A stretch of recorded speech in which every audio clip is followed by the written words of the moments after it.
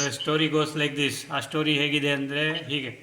ಒಬ್ಬ ಸೌತ್ ಇಂಡಿಯಾದಲ್ಲಿ ಒಬ್ಬ ಮನುಷ್ಯ ಇರ್ತಾನೆ.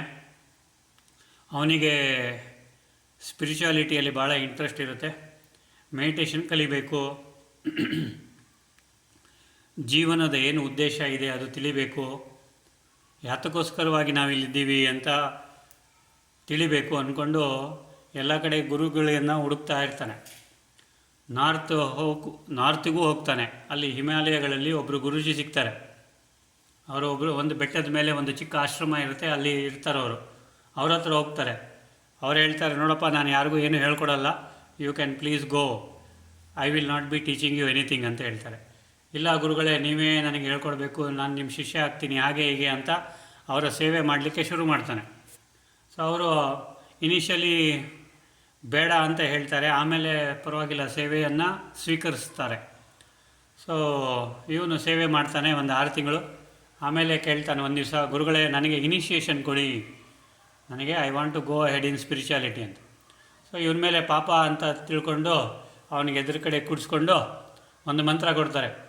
ಓಂ ಅಂತ ಸಹಸ್ರಾರ ಚಕ್ರದ ಮೇಲೆ ಫೋಕಸ್ ಮಾಡಿಬಿಟ್ಟು ಮೆಡಿಟೇಟ್ ಮಾಡಪ್ಪ, ನಿನಗೆ ಒಳ್ಳೆಯದಾಗತ್ತೆ ಅಂತ.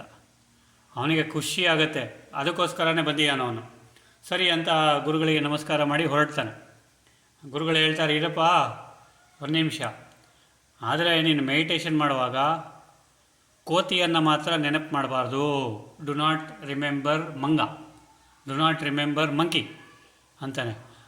ನಾನು ಮಂಕಿಗೂ ನನಗೂ ಸಂಬಂಧನೇ ಇಲ್ಲ ಬಿಡಿ ಗುರುಗಳೇ ಅಂತೇಳಿ ಹೋಗ್ತಾನೆ. So he goes down the Himalayas. Then ರಿಷಿಕೇಶಿಗೆ ಹೋಗ್ತಾನೆ. ಅಲ್ಲಿಂದ ಬಸ್ಸೋ ಏನೋ ಟ್ರೈನೋ ಹತ್ತಬೇಕಾಗತ್ತೆ. ಸೊ ಇನ್ನೂ ಟೈಮ್ ಇರುತ್ತೆ, ಸ್ವಲ್ಪ ಮೆಡಿಟೇಷನ್ ಮಾಡೋಣ. ತಣ್ಣನೆಯ ಗಾಳಿ, ಒಳ್ಳೆ ice peak like snow peaked mountains ಕಾಣ್ತಾ ಇರುತ್ತೆ. ಅಲ್ಲಿ ಕೂತ್ಕೊಳ್ತಾನೆ ಕಣ್ಣು ಮುಚ್ಕೊಂಡು. ಕೂತಿದ ತಕ್ಷಣ ಮೆಡಿಟೇಷನ್ ಮಾಡೋಣ ಅಂದರೆ ಬರೀ ಮಂಗಗಳೇ ಬರ್ತಾಯಿದೆ. ಅರೇ ರೇ, ಏನಪ್ಪ ಇದು, ಕೋತಿಯನ್ನು ನೆನಪು ಮಾಡ್ಕೋಬೇಡ ಅಂತ ಗುರುಗಳು ಹೇಳಿದ್ರು. ಈ ಕೋತಿನೇ ಬರ್ತಾ ಇದೆಯಲ್ಲ. ಮತ್ತು ಬೇರೆ ಸ್ಥಾನಕ್ಕೆ ಹೋಗಿ ಕೂತ್ಕೊಳ್ತಾನೆ, ಕಣ್ಣು ಮುಚ್ತಾನೆ, ಕೋತಿಯನ್ನು ನೆನಪು ಮಾಡಬಾರ್ದು ಅಂತ ಹೇಳ್ತಾನೆ. ಅದೇ ಬರುತ್ತೆ. ಸೊ ಅವನಿಗೆ ಬೇಜಾರಾಗತ್ತೆ. ಸರಿ ಬಿಡಿ, ಮನೆಗೆ ಹೋದ್ಮೇಲೆ ಮಾಡೋಣ, ಈಗೇನೋ ಸುಸ್ತಾಗಿದೆಯೇನೋ ಅಂತ ಮನೆಗೆ ಬರ್ತಾನೆ ಸೌತ್ ಇಂಡಿಯಾಗೆ. ಅಲ್ಲಿಗೆ ಬಂದರು, ಕಣ್ಣು ಮುಚ್ಚಿದ್ರು, ಕೋತಿಯ ನೆನಪು ಬರುತ್ತೆ, ಮಂಗನ ನೆನಪು ಬರುತ್ತೆ. ಮೆಡಿಟೇಷನ್ ಆಗೋದೇ ಇಲ್ಲ. ಬೇಜಾರಾಗತ್ತೆ ಅವನಿಗೆ. ಹೀಗೆ 6 ತಿಂಗಳಿಂದ 1 ವರ್ಷ ಟ್ರೈ ಮಾಡ್ತಾನೆ. ಬರೀ ಮಂಗಾನೇ ಬರ್ತಾ ಇರುತ್ತೆ ಹೊರತು ಮೆಡಿಟೇಷನ್ ಆಗೋದಿಲ್ಲ, ಧ್ಯಾನ ಆಗಲಿಕ್ಕೆ ಸಾಧ್ಯ ಇಲ್ಲ. ಮತ್ತೆ ಹೋಗ್ತಾನೆ ಗುರುಗಳ ಹತ್ರ. ಈಗ ಅವ್ರ ಹತ್ರ ಹೋಗೋದಿರಲಿ, ನಾನು ನಿಮಗೆ ಸಿಂಪಲ್ ಆದ ಒಂದು ಕ್ವಶನ್ ಕೇಳ್ತೀನಿ. ಈಗ ಕೋತಿ, ನಿಮ್ಮಲ್ಲಿ ಸಂಕಲ್ಪ ಉತ್ಪನ್ನ ಆಯಿತಾ ಕೋತಿ ಅಂತ? ಓಕೆ, ಆ ಕೋತಿಯ ಸಂಕಲ್ಪವನ್ನು ತೆಗೆದಾಕಿ ಮನಸ್ಸಿಂದ. ಕಮಾನ್ ತೆಗಿಲಿಕ್ಕೆ ಸಾಧ್ಯನಾ? ಹಾಂ, ಏನ್ರಮ್ಮ? No, Anna, we have to replace it. Okay, replace it with what? Replace it something more powerful. Something more powerful. Okay, what, donkey na? Think of God. God, okay, God, okay. Okay, now you start thinking about God. Now, okay, and you try to replace. But as long as the God's name is there, you will not be remembering this particular thing about ಕೋತಿ. Now we will replace this ಕೋತಿ with negative thought. Okay, ನಿಮಗೆ ನಾನು ಹೇಳಿದೆ negative ಸಂಕಲ್ಪ ಮಾಡಬೇಡಿ, ಸಕಾರಾತ್ಮಕ ಸಂಕಲ್ಪ ಮಾಡಿ ಅಂತ. ನೀವೇನು ಮಾಡ್ತೀರಾ? ಪಾಸ್ಟಿಗೆ ಹೋಗ್ತೀರಾ, ಯಾವುದೋ ದುಃಖ ಆಗಿರೋದು, ಅದನ್ನು ನೆನಪು ಮಾಡ್ತಾ ಇರ್ತೀರ. ಇವ್ರು ಹೇಳಿದಾರಪ್ಪ ದೇವರ ಹೆಸರು ತೊಗೋಬೇಕು ಅಂತ. ಸೊ ದೇವರ ಹೆಸರು ತೊಗೊಳ್ಳಿಕ್ಕೆ ಶುರು ಮಾಡ್ತೀರಾ. ಆ ನೆಗೆಟಿವ್ ಪಕ್ಕಕ್ಕೆ ಹೋಗುತ್ತೆ, because you are replacing that. ಆ ದೇವರ ಚಾಂಟಿಂಗ್ ಸ್ಟಾಪ್ ಮಾಡಿದ ಕೂಡಲೇ ನೆಗೆಟಿವ್ ಬರುತ್ತೋ ಇಲ್ವೋ? ಹಾಗಾದರೆ ರೀಪ್ಲೇಸ್ ಎಲ್ಲಿ ಮಾಡಿದ್ರಿ? ಅದನ್ನು ತೆಗೆದಾಕಬೇಕು. ಹೇಗೆ ತೆಗಿತೀರಾ? What is this? How will you remove the negative thought? ನೀವು ಒಂದು ಸಲ ಸಂಕಲ್ಪ ಮಾಡಿದ್ರಿ, ಅದು ಮನಸ್ಸಲ್ಲಿ ಉಳಿಯುತ್ತೆ, ಅದನ್ನು ಅಲ್ಲಿಂದ ತೆಗಿಲಿಕ್ಕೆ ಸಾಧ್ಯ ಇಲ್ಲ. What will you do? ಅದಕ್ಕೆ ಪಾಸಿಟಿವ್ ಥಿಂಕ್ ಮಾಡಿ ಅಂದರೆ how will you think positive then? How are you going to think positive ದೇವರೇ? ಅದಕ್ಕೆ ಪಾಸಿಟಿವ್ ಥಿಂಕ್ ಮಾಡಿ ಅಂದರೆ ಹೇಗೆ ಮಾಡ್ತೀರಾ? ಹ್ಞೂ ನಿಮ್ಮಲ್ಲಿ ಗಾಡಿ ಇದೆ, ಕಾರಿದೆ, ಕಾರಿಗೆ ಆ್ಯಕ್ಸಲರೇಟರ್ ಇದೆ, ಬ್ರೇಕ್ ಇದೆ, ಕ್ಲಚ್ ಇದೆ, ABC. Accelerator, brake and clutch ಎಲ್ಲರಿಗೂ ಗೊತ್ತಿದೆ. Mind is like an accelerator. ಮನಸ್ಸು ಆ್ಯಕ್ಸಲರೇಟರ್ ಥರ. ಪ್ರೆಸ್ ಮಾಡಿದರೆ ಏನಾಗುತ್ತೆ, ಝೀ ಅಂತ ಹೋಗುತ್ತೆ. ಅಲ್ಲಿ ಬುದ್ಧಿ ಉಪಯೋಗ ಮಾಡಬೇಕು ಅಂದರೆ ಬ್ರೇಕ್ ಉಪಯೋಗ ಮಾಡಬೇಕು. Break is like intellect. ನೀವು ಬ್ರೇಕ್ ಅಂದರೆ ಫುಲ್ ಸ್ಟಾಪ್. ಪರಮಾತ್ಮ ಹೇಳ್ತಾರೆ ಫುಲ್ ಸ್ಟಾಪ್ ಅಪ್ಲೈ ಮಾಡಿ ಅಂತ. ಅದು ಬ್ರೇಕ್ ಪವರ್ಫುಲ್ ಆಗಿರಬೇಕು. ಇಲ್ಲ ಅಂದರೆ ಗಾಡಿ ನಿಲ್ಲುತ್ತಾ? ಗಾಡಿ ನಿಲ್ಲೋದಿಲ್ಲ, ಡಿಶುಮ್ ಆಗುತ್ತೆ. ಓಕೆ, ಸೊ ಗಾಡಿ ನಿಲ್ಲಬೇಕಾದ್ರೆ ನಿಮ್ಮ ಇಂಟಲೆಕ್ಟ್, ನಿಮ್ಮ ಬುದ್ಧಿ ಪವರ್ಫುಲ್ ಆಗಿರಬೇಕು. ಬುದ್ಧಿಯಿಂದ ನೀವೇನು ಮಾಡ್ತೀರಾ, ಬ್ರೇಕ್ ಅಪ್ಲೈ ಮಾಡಿದಾಗ ಗಾಡಿ ನಿಂತ್ಕೋಬೇಕು. ಸ್ವಲ್ಪ ದೂರ ಹೋಗಿ ನಿಂತ್ಕೊಳ್ಳಿ, ಪರವಾಗಿಲ್ಲ. ಅದೇ ಥರ ನಿಮ್ಮಲ್ಲಿ ಇರ್ತಕ್ಕಂಥ ನೆಗೆಟಿವ್ ಥಾಟ್ಸನ್ನು ನಿಲ್ಲಿಸಬೇಕು. ಓಡದ ಹಾಗೆ ಅಂತಂದರೆ ನಿಮ್ಮ ಬುದ್ಧಿಯ ಬೀಗ ಓಪನ್ ಇರಬೇಕು. ನಿಮ್ಮ ಬುದ್ಧಿ ಸ್ಟ್ರಾಂಗ್ ಇರಬೇಕು. ನಿಮ್ಮ ಬುದ್ಧಿ ಸ್ಟ್ರಾಂಗ್ ಇದೆಯಾ? ಈಸ್ ಯುವರ್ ಇಂಟಲೆಕ್ಟ್, ನಿಮ್ಮ ಚಿತ್ತ, ನಿಮ್ಮ ಬುದ್ಧಿ ಪವರ್ಫುಲ್ ಇದೆಯಾ? ಆ ವ್ಯರ್ಥ ಸಂಕಲ್ಪವನ್ನು, ಆ ನೆಗೆಟಿವ್ ಸಂಕಲ್ಪವನ್ನು ಸ್ಟಾಪ್ ಮಾಡಲಿಕ್ಕೆ ಇದೆಯಾ? ಇದಕ್ಕೆ you have to find out the nature. ನಿಮ್ಮ ಮನಸ್ಸಿನ ನೇಚರ್ ಫೈಂಡ್ ಔಟ್ ಮಾಡಿ. What is the nature of your mind? ಯಾವುದರ ಹಿಂದೆ ಓಡುತ್ತೆ ಮನಸ್ಸು? ತಿಳ್ಕೊಳ್ಳಿ ಮೊದಲು. Everybody has a different kind of ಸಂಸ್ಕಾರ.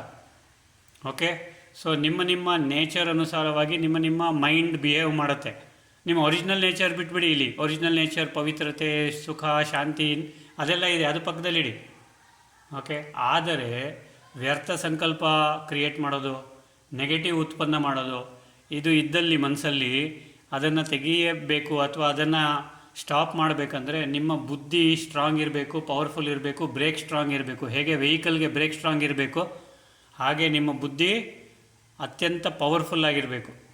ಆಗಲೇ ನಿಮ್ಮ ನೆಗೆಟಿವ್ ಸಂಕಲ್ಪ ನೀವು ನಿಲ್ಲಿಸ್ಬೋದು. ಹೌದಾ ಇಲ್ಲೋ? ಆಗತ್ತೆ ಹೇಳ್ತಾನೆ? Yes or no? This is point number 1. ಎಲ್ಲರಿಗೂ ಇದು ಈಸಿನಾ?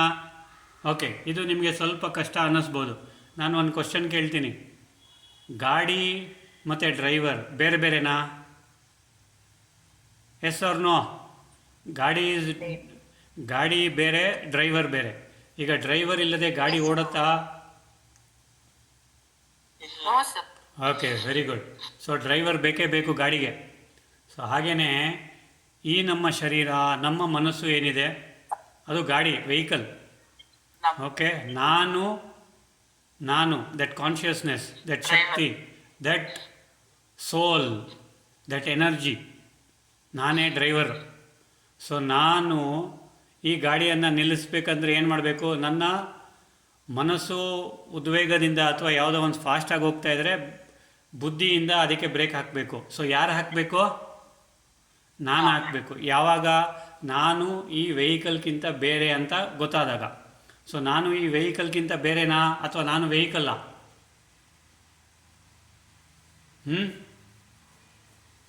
ಏನಮ್ಮ, driver is different from vehicle or no? Yes, sir, they're different. Very good. So the driver should understand his capacity, his capability, how his vehicle behaves, and then accordingly he can control the vehicle. ಹೌದಾ ಇಲ್ವೋ? ಇಲ್ಲಾಂದರೆ ವೆಹಿಕಲ್ಗೆ ಆ ಕಡೆ ಈ ಕಡೆ dent ಬೀಳುತ್ತೆ. ಅಂದರೆ ನಿಮ್ಮ ಶರೀರಕ್ಕೆ ನೆಗೆಟಿವ್ ಥಾಟ್ಗಳಿಂದ, ಕರಪ್ಟೆಡ್ ಥಾಟ್ಗಳಿಂದ, ಕ್ರಿಟಿಕಲ್ ಥಾಟ್ಸಿಂದ, ವೇಸ್ಟ್ ಥಾಟ್ಸಿಂದ ದೇಹಕ್ಕೆ ಹಾನಿಯಾಗತ್ತೆ. ನೀವು ನೆಗೆಟಿವ್ ಸಂಕಲ್ಪ ಮಾಡಿದ್ರಿ, ಏನಪ್ಪ ಇದು ನಮ್ಮ ಮಕ್ಕಳು ಅನ್ಯೋನ್ಯವಾಗಿಲ್ಲ ಅಂತ, ಏನಾಗುತ್ತೆ ಹೇಳಿ? ನಿಮ್ಮ ಶರೀರದಲ್ಲಿ ಪಾಯ್ಸನ್ ಉತ್ಪನ್ನ ಆಗುತ್ತೆ. ನಿಮ್ಮ ಶರೀರದಲ್ಲಿ ಪಾಯ್ಸನ್ ಉತ್ಪನ್ನ ಆಗಿ ನಿಮ್ಮ ಬ್ಲಡ್ಡಲ್ಲಿ, ನಿಮ್ಮ ರಕ್ತದಲ್ಲಿ ಅದು ಸಂಚಾರ ಆಗಿಬಿಟ್ಟು ನಿಮ್ಮ ದೇಹಕ್ಕೆ ಹಾನಿ ಕೊಡುತ್ತೆ. ಬೇರೆಯವ್ರ ದೇಹಕ್ಕಲ್ಲ, ನಿಮ್ಮ ಮಕ್ಕಳ ದೇಹಕ್ಕಲ್ಲ, ನಿಮ್ಮ ದೇಹಕ್ಕೆ. ಅದಕ್ಕೆ ಏನು ಮಾಡ್ತೀರಾ ನೀವು? ಮಕ್ಕಳು ಯಾವಾಗಲೂ ಡಿಶುಮ್ ಮಾಡ್ತಾರೆ ಅಂತ ನೀವು ಮನಸ್ಸಿಗೆ ಹಚ್ಕೋಬೇಡಿ.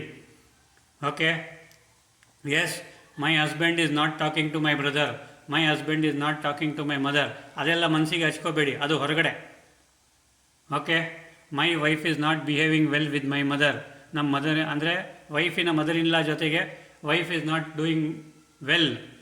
ಅದನ್ನು ನೀವು ಯೋಚನೆ ಮಾಡಿದ್ರೆ ಏನಾಗುತ್ತೆ? ನಿಮ್ಮ ಬಿ ಪಿ ಹೈ ಆಗುತ್ತೆ, ನಿಮ್ಮಲ್ಲಿ ಟಾಕ್ಸಿನ್ಸ್ ಪ್ರೊಡ್ಯೂಸ್ ಆಗುತ್ತೆ, ನಿಮ್ಮ ಶರೀರ ಹಾಳಾಗತ್ತೆ. ಬೇಕಾ? ಅದು ಏಜ್ ಆದಮೇಲೆ ಕಾಣಿಸ್ಕೊಳ್ಳುತ್ತೆ. ಬೇಡ ತಾನೇ? ಸೊ ಇವತ್ತಿಂದ No. You know that you are the creator of the thought, you are the controller of your mind, you are the controller of your intellect, you are the controller of your body which is your vehicle. Okay, and you take charge. ನೀವು charge ತಗೊಂಡು ನೀವು ವೆಹಿಕಲ್ನ ಯಾವ ರೀತಿಯಲ್ಲಿ ಮೆನ್ಯೂವರ್ ಮಾಡಬೇಕೋ, ಯಾವ ರೀತಿಯಲ್ಲಿ navigate ಮಾಡಬೇಕೋ, ಅಂದರೆ ನಿಮ್ಮ ಶರೀರವನ್ನು, ನಿಮ್ಮ ಮನಸ್ಸನ್ನು ಅದೇ ರೀತಿಯಲ್ಲಿ ಮಾಡಿಬಿಟ್ಟು ಉತ್ತೀರ್ಣರಾಗಿ ಈ ಒಂದು ಮನುಷ್ಯ ಜನ್ಮದಲ್ಲಿ ಅಥವಾ ಈ ಒಂದು ಮನುಷ್ಯ ಜನ್ಮವನ್ನು ಸಾರ್ಥಕಗೊಳಿಸಿ. ಓಕೆನಾ? Okay, Yes, sir.